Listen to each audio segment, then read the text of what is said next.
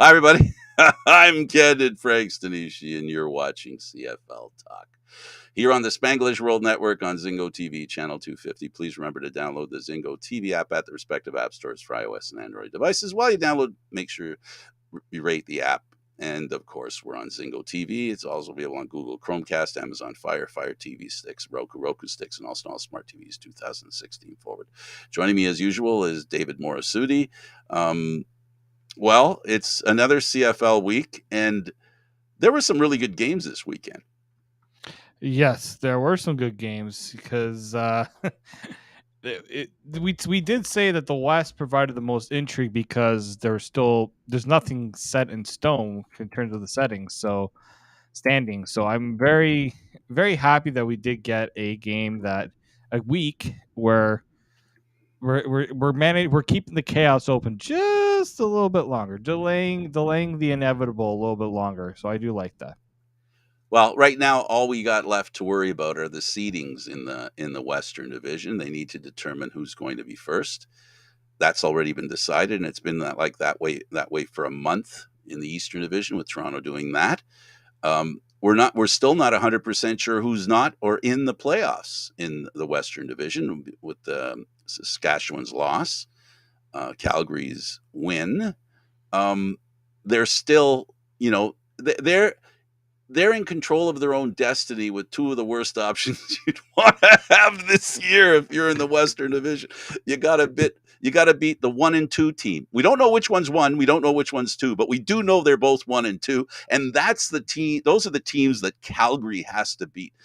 Boy, oh boy, they're going to really have to earn the playoffs this year, because I don't know about Saskatchewan losing at home to Toronto, which would have to happen to give Calgary a bit more of leeway.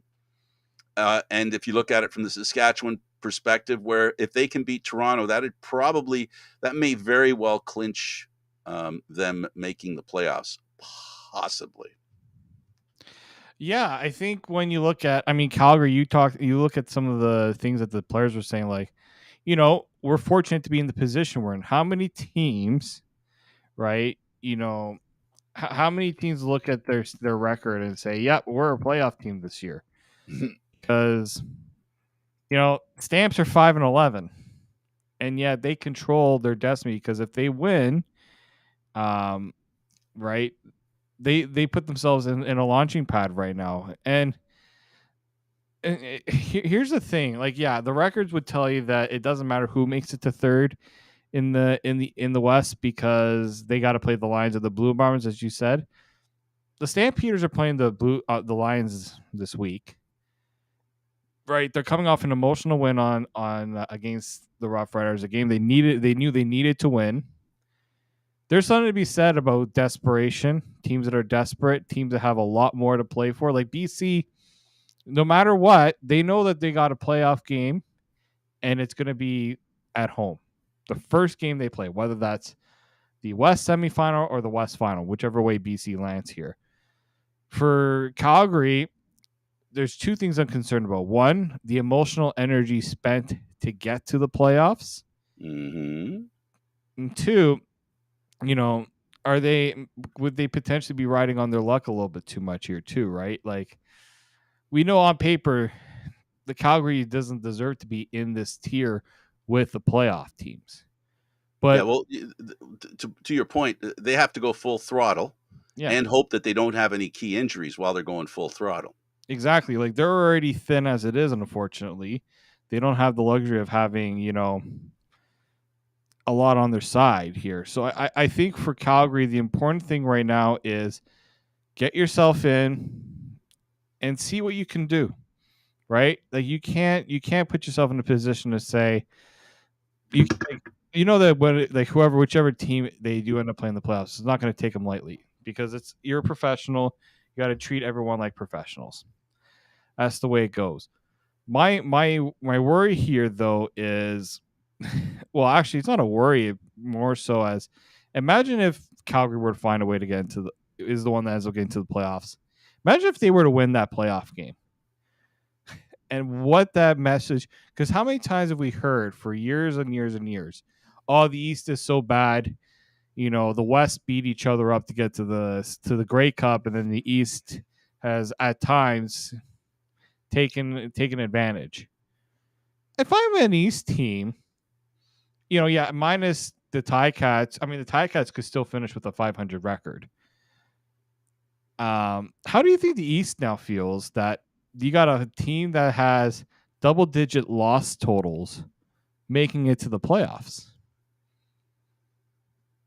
Absolutely. But we've seen this in years past. We've seen the Argos win on a 500 record. We've seen Ottawa win the Grey Cup less than 500. So it would only be turnabout's fair play. I mean, Calgary was one of the victims both times. I think they were the victims to those stats. The East winning the Grey Cup when they were dominant and so dominant. Now they get a chance to slide into that role. So it's not impossible to finish the season, with a not so good record to make the playoffs. The advantage that those Eastern teams had was that they had a team. They had to only compete with the worst teams in the league, and the worst in the West, the worst in the East, that kind of thing. In this case, Calgary's trying to make the playoffs, and Saskatchewan's in their way, obviously. So yeah, I really like the way these games are shaping up. I mean, at this time of year, we're used to games that are not that meaningful, right? It's it's kind of nice that we saw those two games back to back that had meaning. They were played like there was meaning, and that's what that's the definition of being professional sports, right? Or being a professional team or a professional player. When you put that kind of effort, we saw Ottawa lose to Toronto like they've lost too many times this year. They've talked in Ottawa about the issue isn't effort. They make the effort. They're just not executing. I would suggest that that question might be answered by maybe they don't have the right game plan. But then again, how do you say that when you see what Ottawa did in the first half, and then you see what they did in the second half? So there's something missing there that they need to fix. And the Argonauts did not look very defensively acute. They did not have defensive acumen on their side. They were terrible defensively, and then I guess I don't know whether they worked things out or Ottawa lost track of how to generate offense. I don't know which, but those are the kinds of games that can be interesting, even though they smack of poor football. Right? I mean, the score was high. 40-23 is a lot. There are a lot of points. So if you love, scoring, you got your share of that. But a lot of the scoring that we saw was less about the fight and the defense. It was just the offenses seemed to have they had their own way with the defenses in that game. Yeah, I mean, no, there aren't. Every game is not going to be pretty, right? It's not like you're going to have these games. It's an 18-game season. Not everyone's going to be at their best, especially when injuries are happening, guys are banged up, the weather's changing, conditions can have an impact too. So I'm not surprised to see games and efforts like this. It's bound to happen. And unfortunately it happens at the time of the year where usually you have the most intrigue. In the CFL, it just feels like in past years, everything seems to be predetermined early on in the season, and there's not as much shuffling as we'd like to see. So. Absolutely.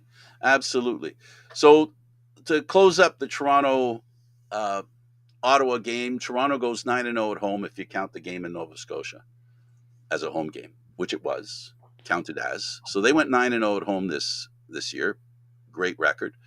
They're challenging for the best record in Argo football history, right? So, that's another thing that they're playing for. So even though they're not playing all their starters, they still have a reason. They've convinced themselves of a reason to keep playing and keep trying. We were in the locker room and they reminded us of that, right? So that's on their mind. Being a team of history is on their mind. So they're still living with motivation, which is a good thing when you're in that situation. That's one of the problems with when you clinch. And when you're way ahead of everybody and there's no threat, especially as early in the season that the Argos did, for them to find motivation, it tests the ability of management, coaches as well, of course, the head coach, in motivating the players and getting them ready to play. I think what we saw was a team that wasn't ready to play when they came out of the tunnel, and Ottawa took advantage of that. So, but that's not bad considering the motivation level or what they needed in this game. Well, I mean, Ryan Dinwiddie kind of said it too, right? Like he can tell when the team's not ready to go, right? And these games have been hard for them to get ready to go. First play out of the gate, 53 or 54-yard pass. Guy left open, right? Like a better thrown ball, that might have been a touchdown. That first play of the game. And to me, that's pretty much what it was, in my opinion. That is a, you know, that's a team that needed to get sort of pushed down in that regard, and then to see, okay, how are we going to respond? How are we going to respond to that? Absolutely. So the Argos win. They win big, 40-27. Let's go to the Ticats and the Lions. This was the feline affair. This was a back and forth affair. It was a great football game to watch. And somehow after the loss, Hamilton's a team that can't afford to lose. Not if second place was their thing. So they at least convinced at least the home crowd and the media that covers them. They were able to say they looked really good against the first or second best or third best team in the league. They looked really good, and the way they played was awesome. So they got something out of it. I don't know if that's fool's gold or not. What do you think? I think right now, if you're the Hamilton Tiger Cats, it's unfortunate you're not going to have that home playoff game. Mm-hmm. But the last few weeks, these have been competitive games they've been in. Most competitive games I've seen them play all year long. Absolutely. With a lot of confidence now that you got both quarterbacks going, both your top two guys. Question now is which one is the one that's going to They get. have a third too, which an outside chance to be a starter, but he's starter-ish. Yeah, I think the big one for me here is you got two guys who are you're 1 and 2. You got the third guy who's had a lot of game playing time this year. Obviously, there's one you would prefer over. There's two you prefer over. Well, Boleva Mitchell's who they want under center. That's who they want. There's no doubt that's who they want. Oh, there shouldn't be any doubt in my mind of who they would want to start. My question here now is, when does that proclamation get made? And now that you don't have as much to play for, are you going to continue to? Is this going to be kind of like an open tryout for the other guys? Well, they're all like they can now do what the Argos have been doing all month, and that is they can rest guys, which is great going into the playoffs, being able to rest guys. They don't have that many games to play with that subject. They can't let players get stale either. That's a concern for a lot of teams, and we've seen it with concern that Kelly's a bit rusty and he needs to get into shape. We know that Bo Levi Mitchell played a quarter, then he played a half and a bit. We know maybe that he'll probably play the better part of a game, maybe 3/4, if not the whole game, the next game. And then they might split the last game. I wouldn't be surprised if they did that. But really, we're going to find out how much they're depending on Bo Levi Mitchell and how much they feel he's their guy by how much he plays in these last couple of games. Yeah, I think like if you're Montreal, I know that you feel good about having that home game, but I don't know how I feel about going up against a team that seems to have found some momentum. That's right? The price you pay when you don't finish first. I mean, if you're the Argos get to kind of watch these two teams kind of go at each other, slug it out. But I'm also like, you also get a team that the Argos had that advantage a couple of years ago. And didn't work to them, right? There's something to be said about a bit of rust being an issue here too, but I mean, rust. Which is it? But history has also told us that if you have enough, if you have a good enough team, and you're a proven top team in that division, bye week is crucial. I think David, when they were eliminated by the Ticats 3 years ago, we'll call it 3 seasons ago, I guess. When they were eliminated at the end of that season in the playoffs, I don't think the Argos were ready for prime time. I think they had some learning to do. And one of the biggest lessons in life and sports as well, doesn't matter what league you're in, the question is, it always is, can you win? And if you don't win, can you learn how to win from losing? I think we saw that with the Argos. They learned from losing, and they proved they were ready for prime time. They're not the same team that'll play in the. Well, they weren't the same team last year, but I don't think they're the same team this year either, except for maybe the tiny bit of a handicap that is being the defending champs, because a level of expectation enters into one's mind when you've won before. We are entitled to win again. So we'll find out if they can carry on being the team that's ready for Hamilton or Montreal. And as you said, and I agree 100%, is Montreal ready for Hamilton? You know, the problem with Montreal is, I think, is that their offense can be the problem, and the question is, can they keep Fajardo upright? I think that's one of the biggest issues. Hamilton hasn't been that strong in that regard, right? But last week they looked a lot stronger. Yeah, no, they definitely looked a lot stronger That way, looking for the sack. Right. And so, yeah, they're when you look at how teams approach these final weeks, like coaches are reminding them that, hey, we gotta knock off stuff that's gonna lose us games in the playoffs, because mistakes get amplified way more in the playoffs, because in the regular season you can get away with this sometimes, especially when you're going up against an opponent that maybe isn't looking to take advantage of those mistakes, right? Or Like, can't. or can't.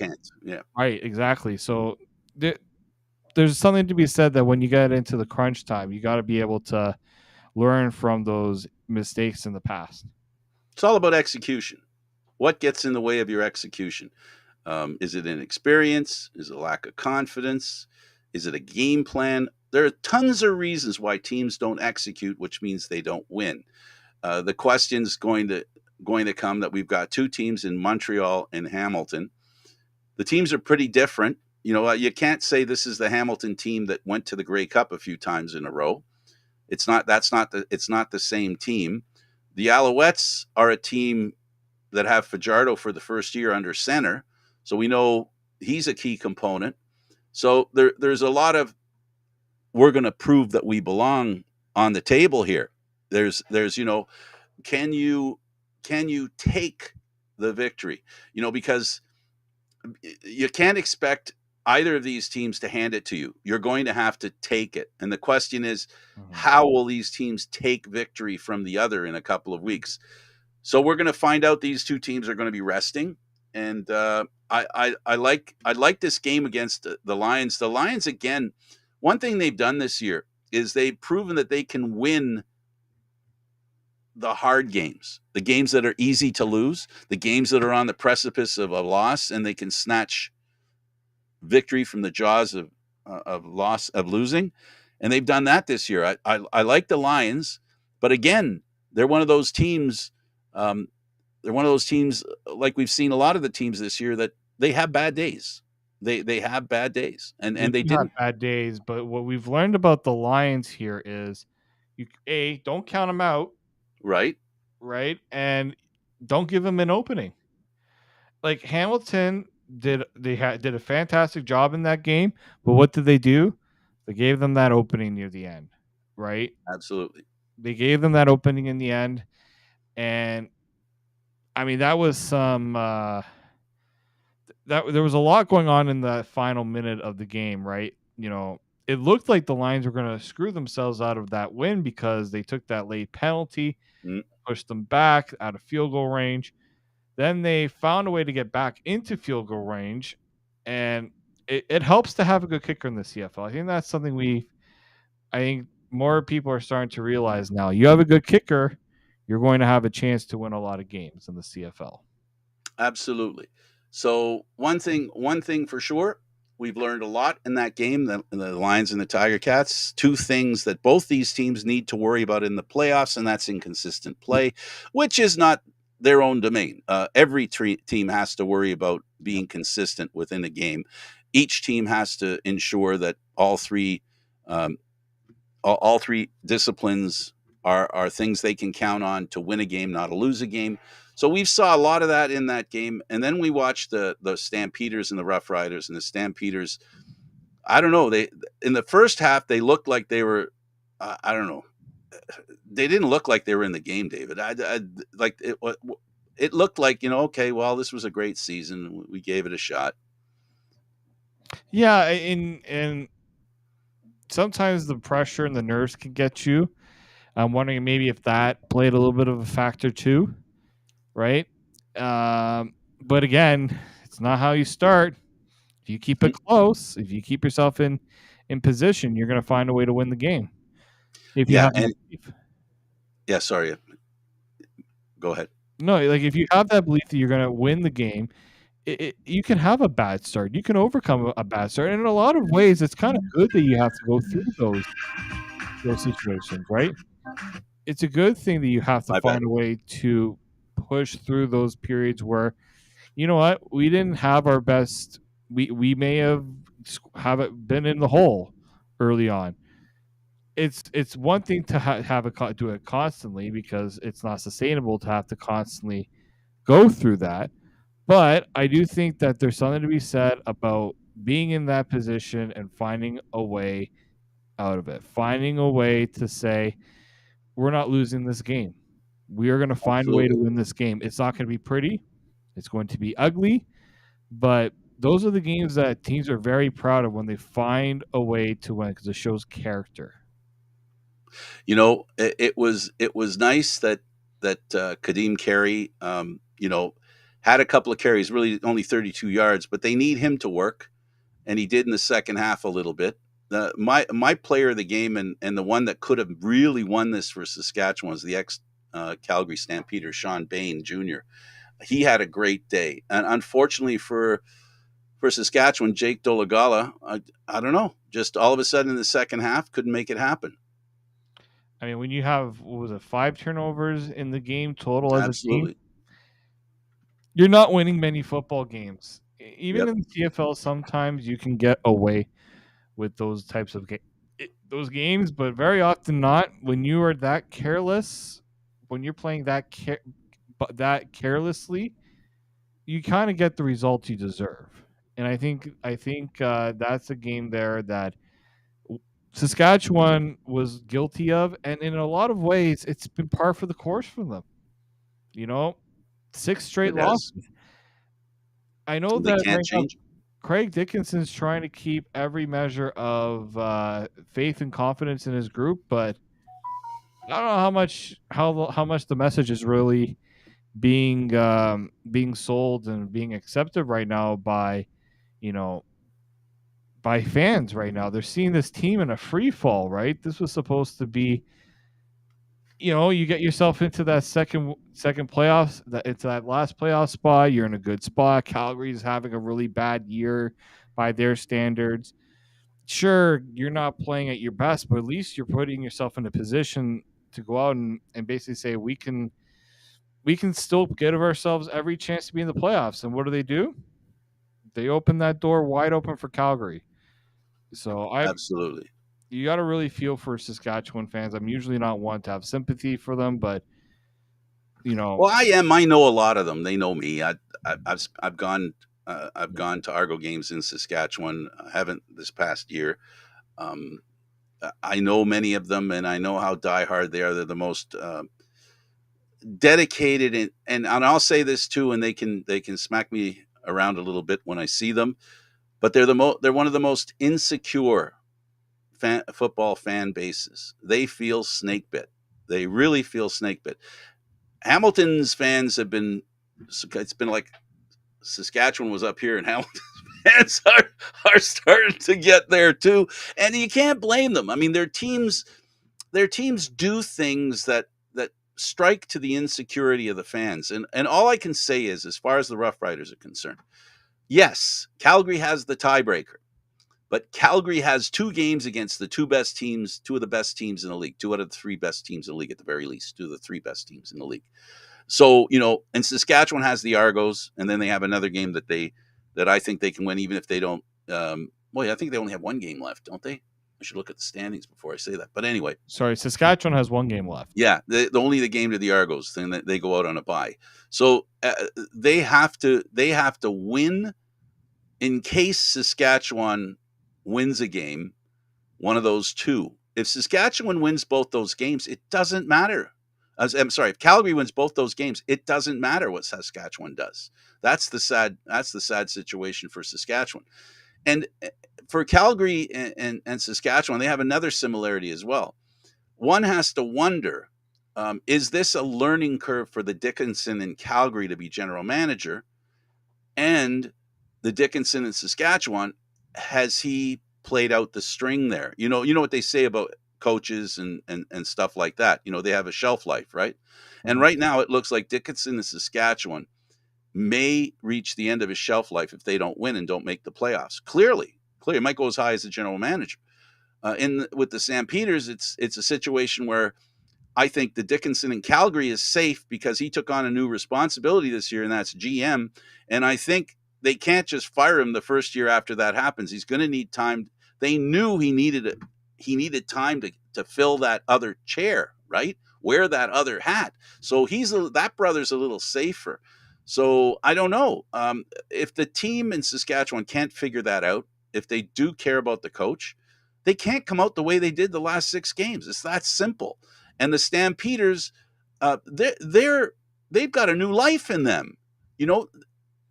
Before this week's game, and everybody should have known if Stampeders won, they could actually make the playoffs. But how many people in Calgary thought that their team had a chance to win and be in the playoffs? Both those things. Mm-hmm. Not many, I venture to suggest. So I think there's probably a lot of surprise right now in Calgary about what has transpired this year, just because, it wasn't looking good for them. Everything would suggest, by looking at how the rosters, how the team was playing, this was going to be a letdown year. Yep. Quarterback play wasn't good. Defense was spotty, was leaky. Run game was being actually in a lot of ways inconsistent. So I'm not surprised that we're seeing if one of these teams were to drop back. I thought Saskatchewan was going to be the one team that was. So did I. Forward. Calgary, you're just like, you know what? Nothing really excited you about Calgary, just because they weren't really putting it all together, right? Like, there was a lot of ifs and question marks you just can't have at this point of the year. So I think when you're looking at both the Dickinson brothers, well, one has had a lot of disappointing finishes to the year. Team hasn't reached the Grey Cup. Team has fell short of expectations a few times. They let go of a quarterback thinking that was going to be the one thing that solved their problem. That quarterback's in the playoffs. That coach that was coaching that quarterback is in the playoffs. And now it's almost like you're out of bullets in the chamber to say this was the issue, this was the issue, this was the issue. You don't have that anymore. Unfortunately, that coaching staff doesn't have it anymore. It's now squarely on them. And you also have to wonder, how far up the ladder does it go? Absolutely. Right? Changing out one area doesn't necessarily fix the problem. I believe the last 2 years, Saskatchewan was 4-1. They proceeded not to make the playoffs last year, and they're headed that way this year, possibly. Mm-hmm. To start the year that and end up where they are, it's just unbelievable how for whatever reason, I think I'm going to use a phrase that the Argo team uses, the players and everybody. You want to be 1-0 this week. It seems to me Saskatchewan plays like they're 0-5. They played, the 6th game. The 6th loss was they played it like they were 0-5. When they should have played like it was 1-0. They were going to win just this one game. and they haven't been able to find that concentration. And unfortunately, when a team plays like this, loses 6 games in a row, you can't blame people for blaming the coach. You can't blame them. The fans of Saskatchewan, they believe that's the problem. You can't go 6-0 and the coach gets away with it. Especially when it's an organization and a team that was ready made for the playoffs. Your point is 100%. This is a team that should have made the playoffs. This is not a team that should be struggling to make the playoffs. This is more of a team that should have been 10-8. Not what they are, right? So, this is the problem with Saskatchewan. They did not meet the standard that they established going into the season. And that to me says, unfortunately, it says coaching. As what changed? It's how they come out of the tunnel. That's what changed. It's how they come out of the tunnel. So that's my last thing about, the Roughriders. The Stampeders can save their season, get the coach's playoff visit again, something that he's in danger of for the first time in what? 10 and a half years. He's been in the playoffs straight as a coach, this is new for the Calgary Dickinson. And that's the last thing I got to say. There's too much. Yeah, no, for them, for Saskatchewan, there were talks about it last year. Do they move on from the coach, right? Oh, there's got to be changed. So they're like, okay, we're going to send out Jason Moss and Cody Fajardo out, trot them out, and say, all right, here's your pound of flesh. Those guys move on, and what's changed, right? And so now the question becomes is, are they going to now take a serious look at what went wrong this year? Absolutely. And then we talked a little bit about the Alouettes from the perspective of playing Hamilton. They beat the Elks 35-21. The Elks recovered their season, proved to be a really good team towards the end of the season. But I think this game looked like a game that the Elks players were deflated. Because, it's been a tough emotional season for them. That 0 not winning for whatever it was, how many games. And now, the end of the season comes and they finally, after playing really well, it wasn't enough. And I think this was a game where they were just emotionally spent. I mean, let's also not forget that you have a bad quarter, right? You allow 32 unanswered points. Yeah. And I think that last week's loss was took an emotional toll on this Elks team, right? They were supposed to be fighting for a spot right till the end, potentially, and they lost steam at the wrong point of the year, where you had such a brutal start. You bring in Trey Ford, you give him that opportunity. He comes out and he shows that he can be a quarterback in this league. You go on this pretty decent run, think you still have an opportunity, and then too little, too late. So I do think, it was a bit of an emotional roller coaster for that Edmonton team. Just too much up and down. But it was also just, look at the mistakes they made, right? Once again, special teams. You go out, you miss a field goal, and what happens? That field goal gets brought back all the way. How many times has that happened to this Edmonton team? Too many times. Right? How many times have they made those mistakes? Yeah, but I'm really gonna write this off too. This is just a game where we'll see how they, I think we'll see how they, it just, for me, it's a disappointment. It's a disappointment for me because of Calgary. Sorry, not Calgary. Calgary, because I'm thinking of disappointment, and the name Calgary popped out for some reason.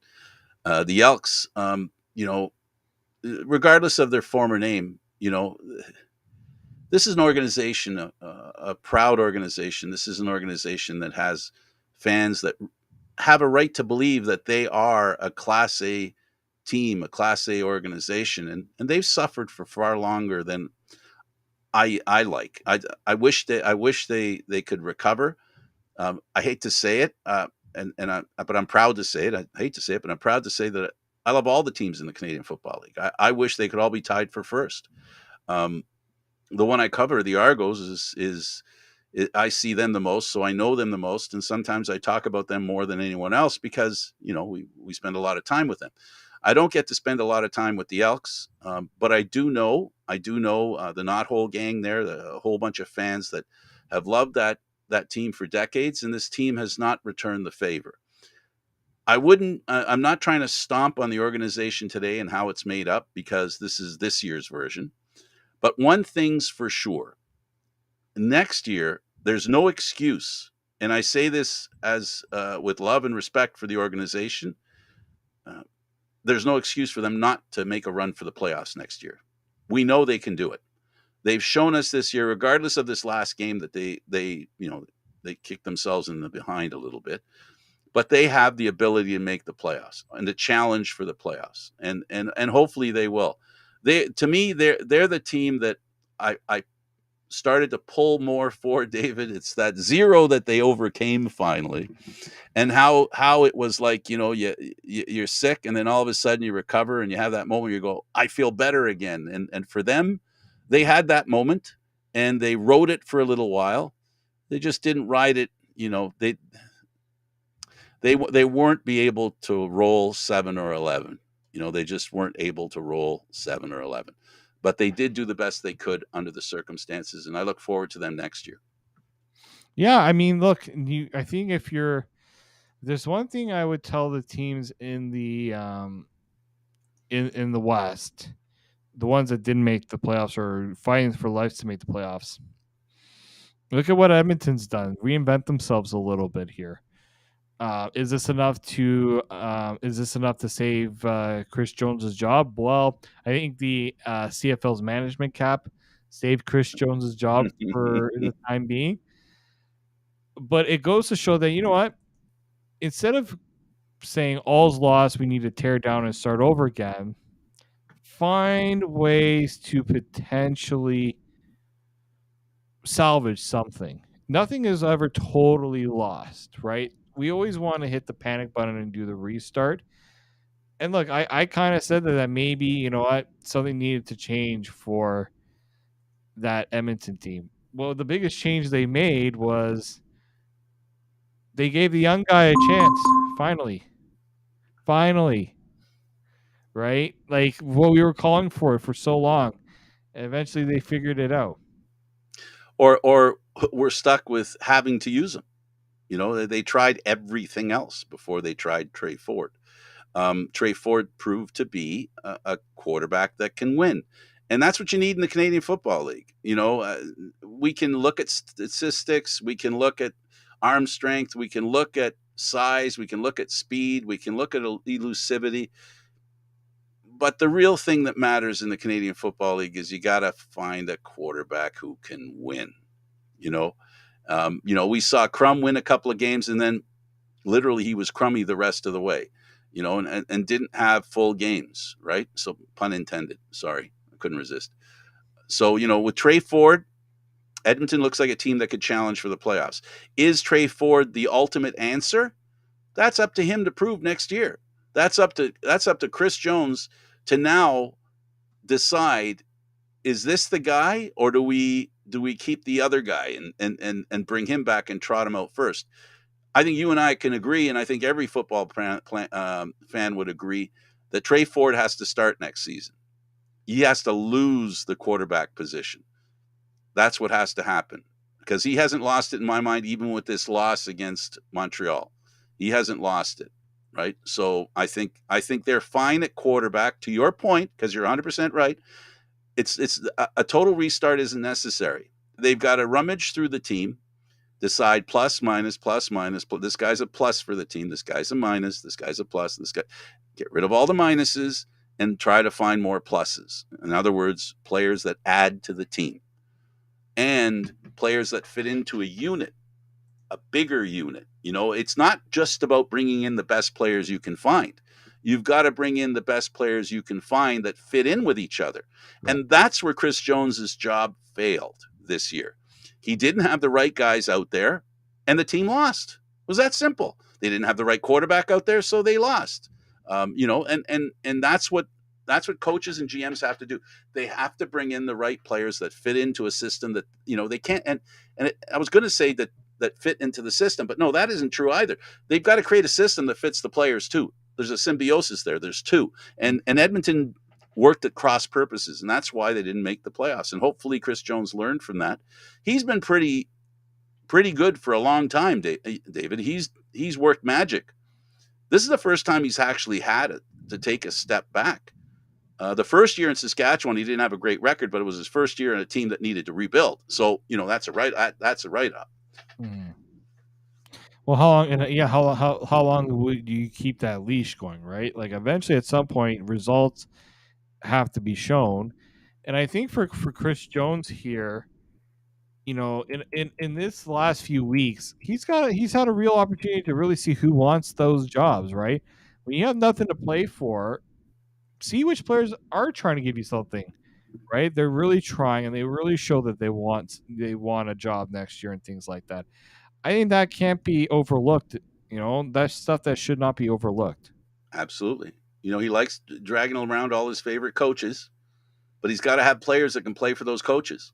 He's got to have players that fit in. We saw with the offensive coordinator couldn't make it work with the quarterbacks he had. And, so now they're doing what they're doing, and they look pretty hopeful. I didn't want to leave without an opportunity to talk for a few minutes about the MOP. I keep hearing about the MOP, and there's a lot of noise about the two quarterbacks in the Western Conference. Of course, you know who I'm talking about, right? So Collaros and Adams. And then, of course, in the Eastern Division, it's pretty much a lock with the quarterback that's there. That's Kelly.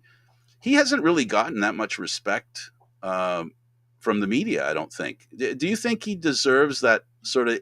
He's like an also-ran. He's like third, and then you throw in Brady Oliveira. You might even, some people are suggesting he's even fourth, in the MOP balloting. So here's my thought, and no one has actually really ever asked me my Well, thought. consider me asking you. So thank you, Frank, for asking. You're welcome. Here's the thing. In the CFL, it's called the most outstanding player. Not like in other sports where it's called the MVP, the most valuable player. Explain the difference. The difference here is in the CFL, it's the players generally who put up the best numbers, put up the best stats. The MVP is the most valuable player to There's his an inference. team. There's an inference there. There. A difference.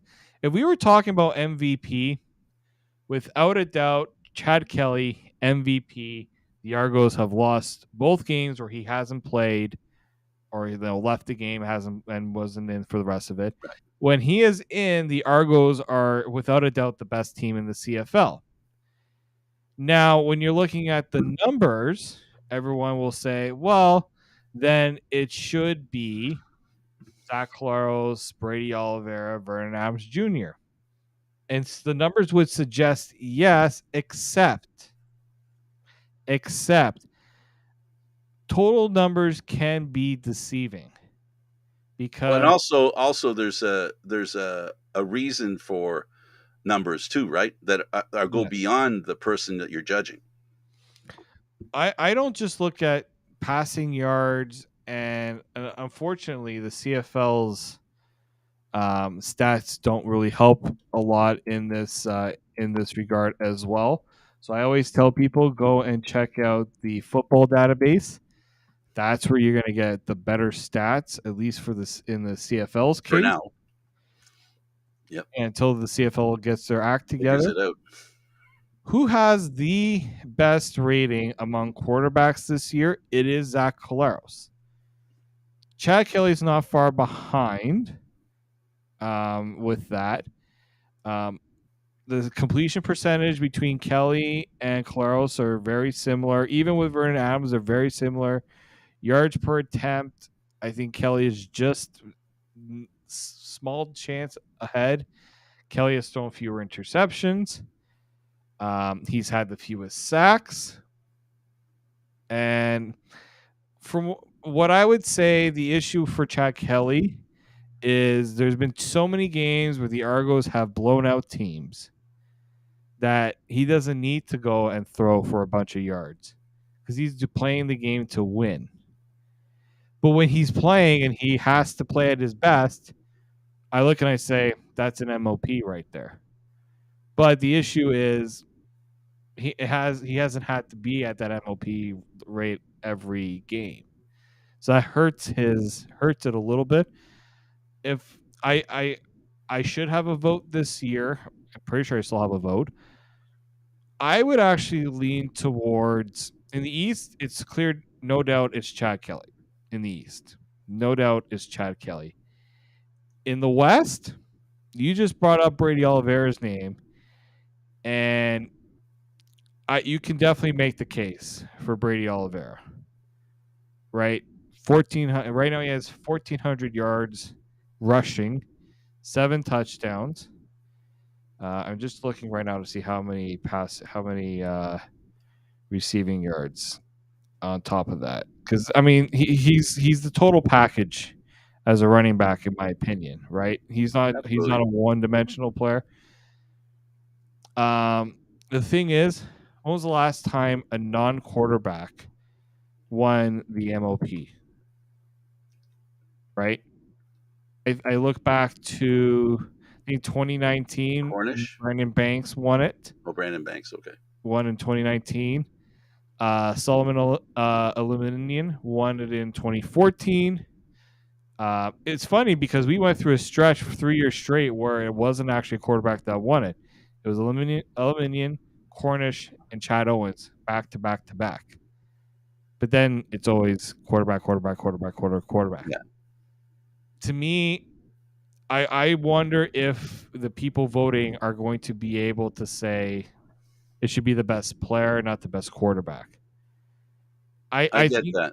I think if Brady Oliveira is the guy that's picked in the West, a good chance. I think it's going to be one of the guys in Winnipeg that wins it. I just don't think there's enough of a media backing towards Chad Kelly. Chad Kelly has also been the victim of his team being so good so early that he's not putting himself in positions to win awards. And look, if you ask Chad Kelly, yeah, it'd be nice if he won it, but that's not what he wants.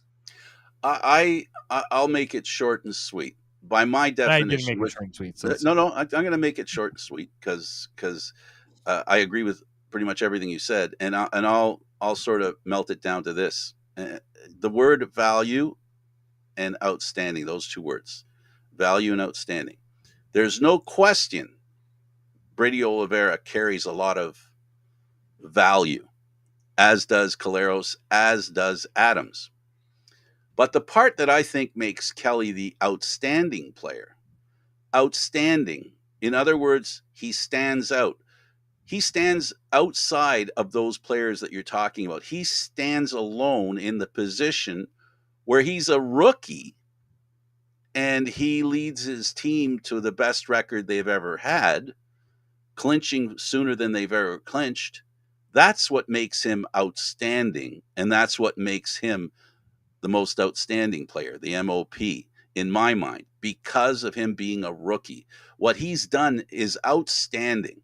So you can be third in a line of statistics, but you can still be more outstanding than the other players for reasons other than touchdowns, receptions, running yards, all that stuff. What makes him the most outstanding player in the Canadian Football League this year is the simple fact that he's a rookie. That makes him outstanding. May not make him valuable, but it makes him outstanding. Yeah, and look, again, that's why I wouldn't be surprised if he wins it, because everyone talks about in just sheer awe of why Chad Kelly would deserve it. I just wondered, is there enough backing? We think this. Enough people think this. Again, if it was most valuable player, I think, like you said at the top, I think we're not understanding, or is it just the CFL wanted to have a different wording? They didn't want to use MVP. They wanted a different word. But I think there's a lot of meaning in like I said, the difference between outstanding and value.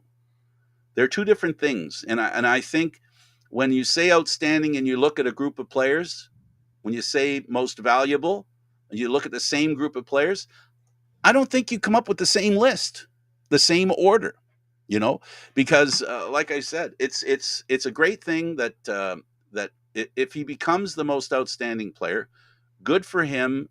Lucky for the organization, they've got this rookie. If they pick any of the other players that we discussed, any of those four players, in my mind, it doesn't matter about whether it's MOP or MVP. They get the honor. I can't see anybody arguing too hard against any of those other players, because each of the four of them have done a lot to contribute to the team's success. They just did it from different points of reference. As I said, the difference is you have three guys that have been part of an organization and continue to do greatness, and maybe even gone a little further in the greatness value. And then you've got this guy standing by himself who's a rookie, who hasn't had a history with his team, which, again, outstanding, not valuable. It's outstanding that he is among those four. And I don't know where he'll fit in as far as in those four, but you like those four guys have made the Canadian Football League better. And that, to me, is the most important fact. I totally agree. Final word to you? Well, let's see if we get any more drama out in the West. The East took all the drama out of the rest of the CFL playoff race. Yeah, and it's going to be interesting, that race for the final playoff spot. I said you'd have the last word. I threw in a little bit there. That's okay. Sure. Okay, so tell me the best game this weekend. Do you think of one that'll be the best game, most significant to watch? I think, it's got to be BC and Calgary. To me, for that's many reasons to watch. Absolutely. Thanks for doing this, David. Thank you, Frank. For David Morassutti, I'm Candid Frank Stanisci. Thank you for watching CFL Talk, airing live Mondays at 9 p.m. We did a little different time today. This show can also be heard on the Spanglish World Radio Network. For CFL Talk, news, entertainment, and other sports programming, please check out SpanglishWorld.ca. Spanglish World. Watch it here, read it, download it, and live it. Thanks for watching, and don't forget Candid Frank Stanisci, 10:30 on YouTube. Until next time. Ciao, ciao.